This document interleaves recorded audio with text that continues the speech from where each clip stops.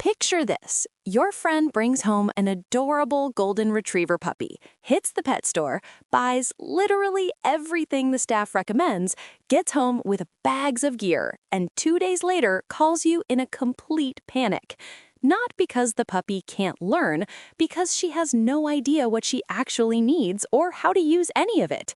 If you've ever stood in the training aisle staring at clickers, leashes, treat pouches, and mysterious contraptions you can't even name, you get it. My name is Mariana Vasquez, and I'm here to cut through the confusion and show you exactly which tools make the difference between a frustrating first month and a confident start with your new pup. You're listening to the Pet Parent Podcast. Before we dive in, quick heads up. Everything you're about to hear, all the research, the product details, the training advice, that's written and verified by real people who actually work with dogs. The voice delivering it happens to be AI generated, but the expertise behind it is 100% human. Just wanted to be upfront about that. Now, if you've been listening to the show for a while, thank you. Genuinely, I know you've got a ton of podcast options and you keep coming back here, and that matters. If you're new to the show, welcome. You found us at a good time. We drop new episodes every Monday, Wednesday, and Friday, covering training, gear, behavior, health, all the stuff that actually helps you figure out life with your pup. All right, let's jump into today's episode. You don't need everything on that shelf, but you absolutely need the essentials done right. A properly fitted harness or collar, a sturdy training leash, a reliable clicker or marker, high-value treats, and something to carry it all during those critical first 90 days. That's your foundation. Now, let's talk about what to actually look for when you're shopping for puppy training tools. First up, age-appropriate design and safety features. Puppies aren't just miniature versions of adult dogs. Their bodies are still developing, which means training tools designed for full-grown dogs can genuinely cause harm. For puppies between 8 and 16 weeks old, you need equipment that accounts for their fragile tracheas, developing joints, and those crazy rapid growth spurts. Look for harnesses with multiple adjustment points. At least 4 or 5 points is ideal, so you're not dropping money on a new harness every 3 weeks as your pup shoots up in size. Collars should sit snugly enough that your puppy can't back out of them. Use the 2-finger rule. You should be able to fit 2 fingers between the collar and your puppy's neck, but it shouldn't be so tight it restricts breathing. Avoid choke chains, prong collars, or any aversive tools for puppies under 6 months. The American Veterinary Society of Animal Behavior has clear position statements against punishment-based methods during critical developmental periods. Your puppy's learning windows are wide open right now. Harsh corrections create fear associations that can stick around for life. Next, positive reinforcement compatibility. The tools you choose should support reward-based learning, not work against it. Clickers need a distinct, consistent sound that cuts through household noise but doesn't startle a sensitive puppy. I learned this one the hard way when I borrowed a friend's clicker for her lab puppy. The thing was so loud, the poor pup flinched every time I pressed it. We switched to a softer-toned clicker, and suddenly he was all in, completely focused. Treat pouches should open silently, no Velcro ripping that distracts your puppy mid-session. They need to allow one-handed access so you can mark and reward within that critical half-second window that solidifies the behavior connection in your puppy's brain. Training leashes need to be lightweight enough that they're not dragging your 8-pound puppy around, but durable enough to handle teenage zoomies in a few months. The goal here is tools that fade into the background, letting your puppy focus on learning instead of the weird thing you just strapped to them. Let's talk durability for the puppy destruction phase. Puppies between 3 and 7 months old are teething tornadoes. They will chew anything they can get their mouths on. My neighbor's beagle puppy destroyed 3 fabric treat pouches before she finally switched to a canvas and leather model that could survive the wash, drool, chew cycle. When you're evaluating puppy training tools, check the materials. Reinforced nylon webbing, 1-inch width minimum for medium to large breeds, marine-grade hardware that won't rust when it's covered in drool, stitching that can handle regular washing without falling apart. For toys used as training rewards, look for rubber compounds rated for aggressive chewers, even if your puppy seems gentle now. Trust me, that changes. Natural rubber or FDA-grade thermoplastic elastomer holds up way better than vinyl or cheap plastic. If it's going in your puppy's mouth regularly, like tug toys used during impulse control training, it should be non-toxic and easy to sanitize. You'll be cleaning these things constantly. Size and breed considerations matter more than most people realize. A Chihuahua puppy and a Great Dane puppy need completely different equipment, even at the same age. For toy breeds, under 10 pounds as adults, you'll want narrow 3/8-inch width leashes and harnesses with chest padding to distribute pressure. Large and giant breed puppies, those destined to hit 60 pounds or more, need wider 1-inch leashes with cushioned handles to protect your hands during leash training, plus harnesses that won't dig into their developing chest structure. Brachycephalic breeds like bulldogs, pugs, and Boston Terriers already have compromised airways, so collars should never be your primary training attachment point. Always use a well-fitted harness during training sessions with these guys. Working and sporting breeds often need longer training leashes, 15 to 30 feet, earlier in development because they're bred for distance work and need controlled practice with recall across larger spaces. Check the manufacturer's breed-specific sizing charts. Generic, small, medium, large categories rarely account for the massive variation in puppy body types. Here's something nobody tells new puppy parents: you're going to progress through training phases faster than you think. Buying tools that grow with your pup saves you money and reduces confusion. Look for puppy training tools with extended usability. Training leashes with multiple clip points let you shorten them for heel training and lengthen them for recall practice without buying separate equipment. Treat pouches with dividers let you separate high-value rewards like chicken and cheese from everyday kibble as you work on generalization and reward fading. Some harnesses convert from front clip for leash training and pulling management to back clip for casual walks once your pup has mastered loose leash walking with just a simple hardware adjustment. Think about the skills you'll be teaching across the first 6 to 12 months. You'll want tools that serve multiple functions as you move from basic commands to more complex behaviors. All right, let's get into our top picks. First, the PetSafe Gentle Leader Head Collar for puppies. Check the link below to see the current price. This works on a completely different principle than standard collars. It guides your puppy's head, and where the head goes, the body follows. This head halter fits puppies as young as 8 weeks and is particularly brilliant for large breed pups who will eventually outweigh you but haven't learned impulse control yet. The padded nose loop prevents chafing during those early "what is this thing on my face" adjustment sessions, and the quick snap buckle means you're not wrestling with complicated straps while your puppy wriggles around. I recommended this to a friend with a German Shepherd puppy who was already pulling hard at 12 weeks, and the difference was immediate. Not because it's punishing, but because it gives you directional control that a collar or harness simply can't provide during those critical early walking lessons. Here's what works. You get immediate reduction in pulling without neck strain or aversive corrections. The adjustable nose loop and neck strap accommodate rapid puppy growth for 3 to 4 months. It comes with a training DVD that includes force-free introduction protocols. It redirects jumping behavior naturally by lowering the head position, and it works for all breed types once you've got it properly fitted. What to watch out for? It requires a 3 to 7 day acclimation period with treat association before it's functionally useful, not a quick fix. It looks like a muzzle to unfamiliar people, which can prompt uncomfortable questions during walks. And it can rub the nose bridge if you fit it too tightly or if your puppy constantly paws at it. Next up, the Kurgo True Fit Smart Dog Harness with steel nesting buckles. Check the link below to see the current price. This is the harness I actually wish I'd found sooner. It has 5 adjustment points, which means it genuinely grows from 10-pound puppy to 80-pound adolescent, depending on which size you start with. The chest and shoulder straps are padded with ripstop material that won't dig in during training sessions. The front D-ring attachment is clutch for teaching loose leash walking. When your puppy pulls, they naturally turn back toward you rather than getting reinforced for dragging you forward.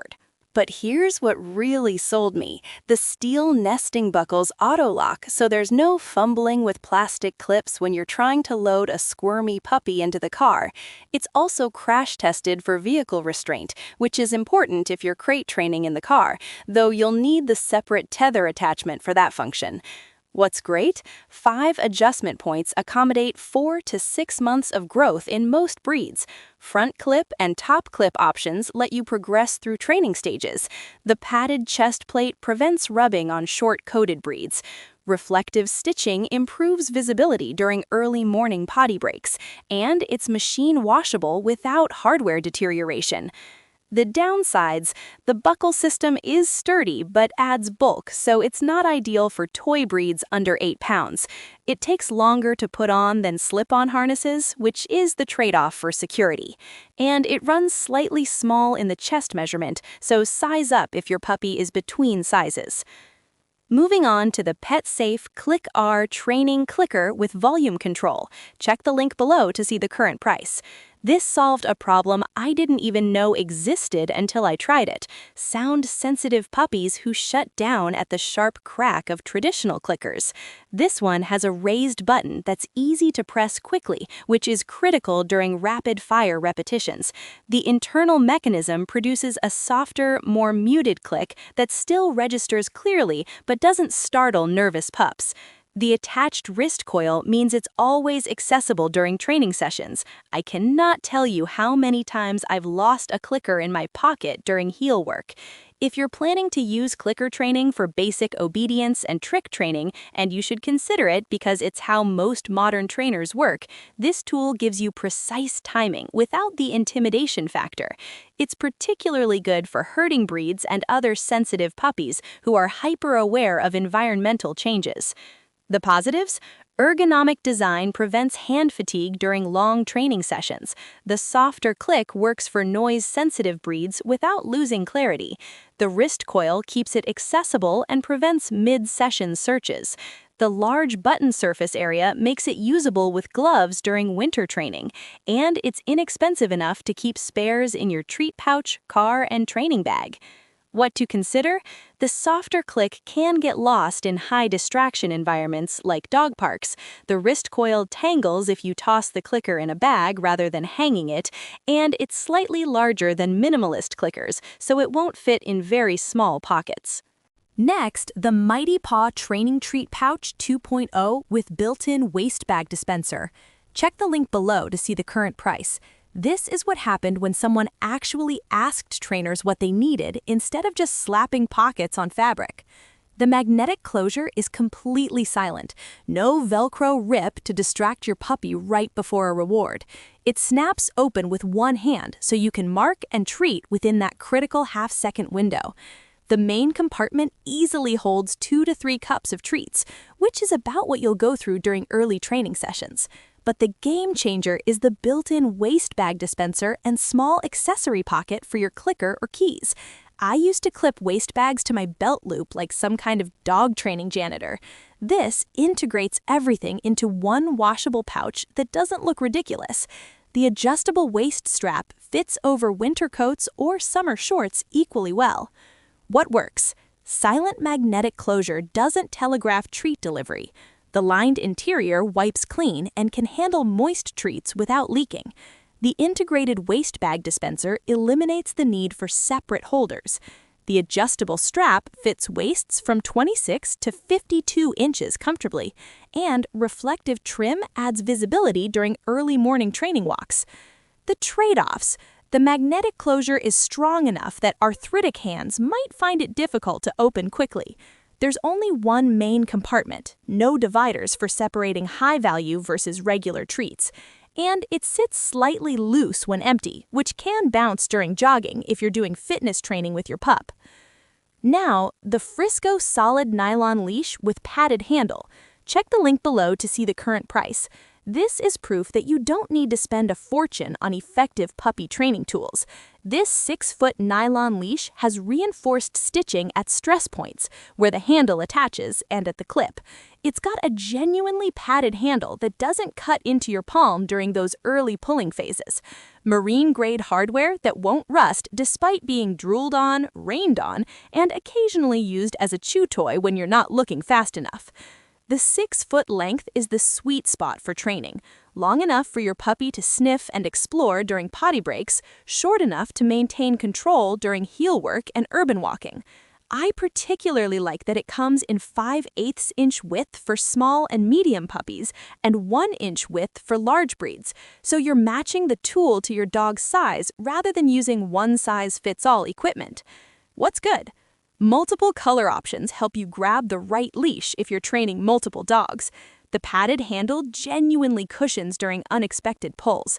It's affordable enough to keep spares in your car and with dog sitters. It's available in widths appropriate for different puppy sizes, and the weather-resistant materials hold up to rain, snow, and mud. What to know? There's no traffic handle near the clip for close control in crowded situations, so you'll need to choke up on the leash. The padding adds bulk to the handle, which makes it harder to fit in small treat pouches, and the nylon can develop a stiff texture after repeated washing. Needs occasional fabric softener to keep it supple. Finally, the Outward Hound Hide a Squirrel puzzle toy for mental stimulation. Check the link below to see the current price. This isn't a traditional training tool, but it's essential for puppies who need mental exercise when physical training sessions end. This plush puzzle has 3 squeaky squirrels hidden inside a soft tree trunk, and your puppy has to figure out how to extract them. It's brilliant for teaching problem solving, building focus, and burning mental energy during those "I've trained for 10 minutes and my puppy is still bouncing off walls" moments. For training purposes, you can use it as a high-value reward after successful training sessions, or incorporate it into impulse control exercises like leave it and take it with the squirrels. Puppies between 8 weeks and 6 months need about 5 minutes of training for every month of age, so a 12-week-old puppy maxes out around 15 minutes, but they still have hours of energy to burn. This channels it productively. The upsides? It combines play and mental stimulation in a low-impact activity. The squeakers engage prey drive in a controlled, non-destructive way. It's machine washable when it inevitably gets covered in drool and dirt. It's available in multiple sizes for different breed types, and it can be stuffed with treats instead of squirrels for scent work training. What to watch? It's not durable enough for aggressive chewers. This is a supervised play toy, not a leave-alone chew. The squirrels are small and present choking hazards if your puppy shreds toys, and some puppies solve it in 30 seconds and lose interest. It's better for puzzle-oriented breeds. Let's hit some frequently asked questions. What puppy training tools do I actually need in the first week? You need 5 things: a properly fitted collar or harness with ID tags, a 6-foot training leash, high-value training treats in thumbnail-sized pieces, a treat pouch or pocket system to carry them, and either a clicker or a consistent verbal marker word like yes. Everything else, puzzle toys, long lines for recall training, specialty harnesses, can wait until you've established basic communication and your puppy understands that good things happen when they pay attention to you. Many new puppy parents overbuy in the first week and then realize their specific puppy learns better with different tools. So start minimal and add based on your individual dog's learning style and your training goals. Are clickers necessary for puppy training, or can I just use verbal praise? Clickers aren't strictly necessary, but they're incredibly helpful because they provide a consistent, emotionally neutral sound that marks the exact moment your puppy does something right. Your voice changes with your mood, energy level, and context. You don't sound the same praising your puppy at 6 in the morning versus 6 at night, or when you're frustrated versus delighted. The clicker always sounds identical, which creates crystal clear communication during the learning phase. That said, if you have mobility issues that make clicker use difficult, or you're training a sound-sensitive puppy, a consistent verbal marker like yes or good said in the same tone every time works fine. You just need to be more disciplined about your timing and delivery consistency than you would with a mechanical marker. Can I use the same training tools for small breed puppies and large breed puppies? No, and this is important for safety and effectiveness.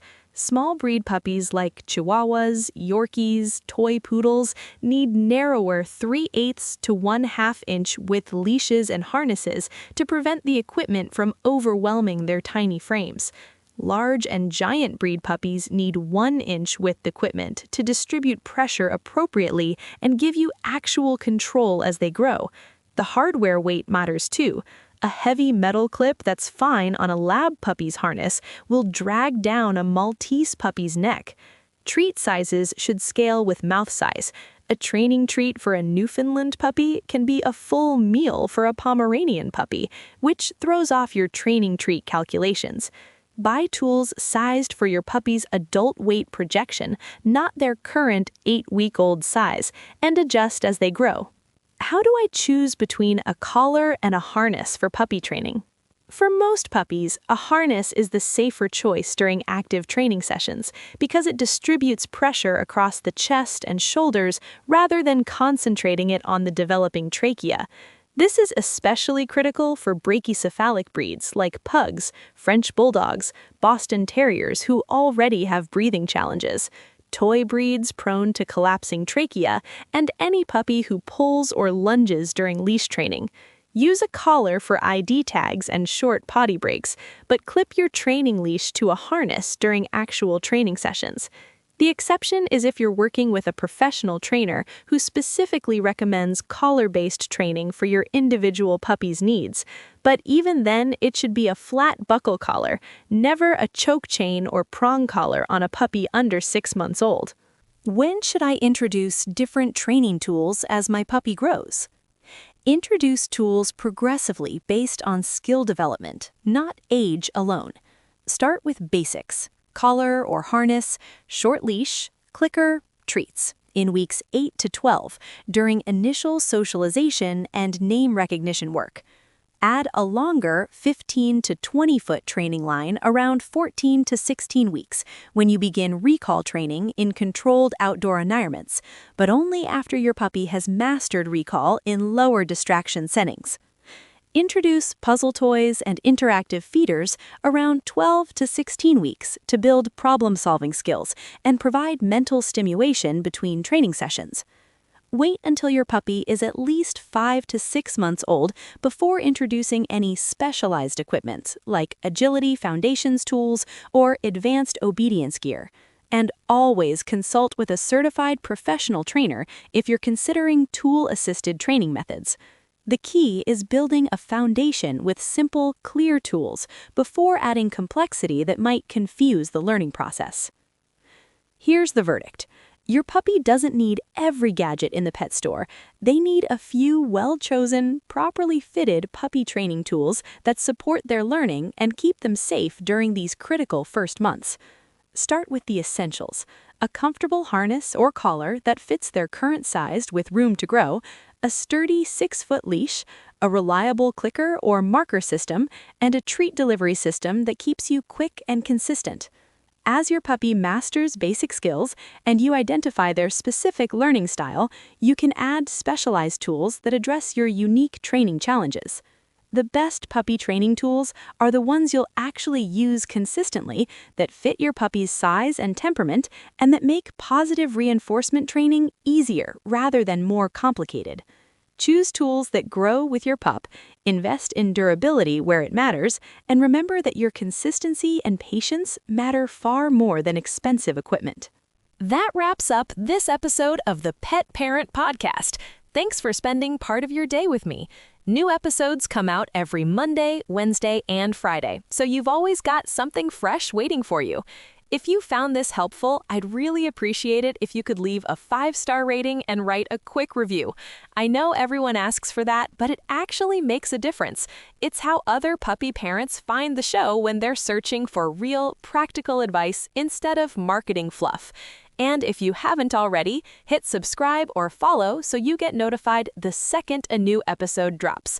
I'll see you next time.